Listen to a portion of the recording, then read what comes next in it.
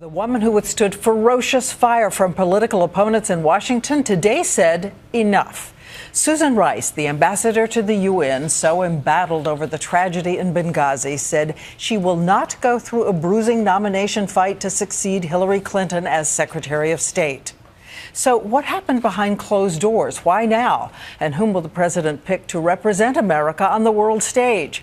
ABC senior White House correspondent Jake Tapper has all the details right now. Jake.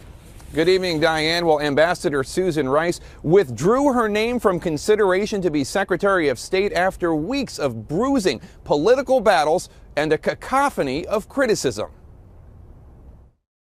In a letter to the president today, U.S. Ambassador to the United Nations Susan Rice wrote, quote, "The position of Secretary of State should never be politicized. I'm saddened that we've reached this point even before you have decided whom to nominate." And she shared the news on NBC. I didn't want to see a confirmation process that was very prolonged, very politicized, very distracting, and very disruptive, because there are so many things we need to get done as a country. Just weeks ago, Rice, a tough and smart rising star in the Obama administration, was the president's top choice to serve as the next Secretary of State.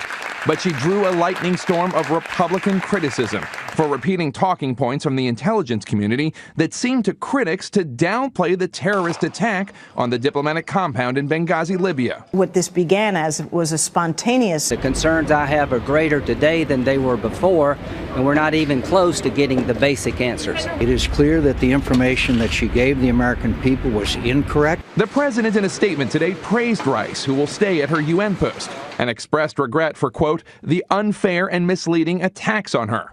ABC News has learned that before her withdrawal, President Obama had concluded that Senator John Kerry would be a better choice to be the nation's top diplomat. With Kerry almost certain to be tapped, sources say former Senator Chuck Hagel, a Nebraska Republican, seems to today have an edge to be the next defense secretary.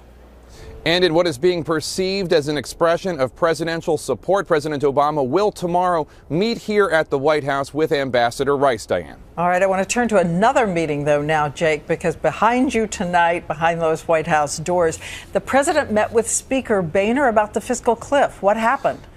It was described as a frank and candid exchange of views, with House Speaker John Boehner coming here, invited by the president, to talk about this impasse they seem to have reached, with Boehner saying that the president hasn't agreed to enough spending cuts. President Obama still pushing on increasing tax rates on the wealthiest Americans. We do not have any news to suggest that any decision or agreement has been reached, but at least they're still talking, Diane. 2.5 weeks away. Thanks so much, Jake.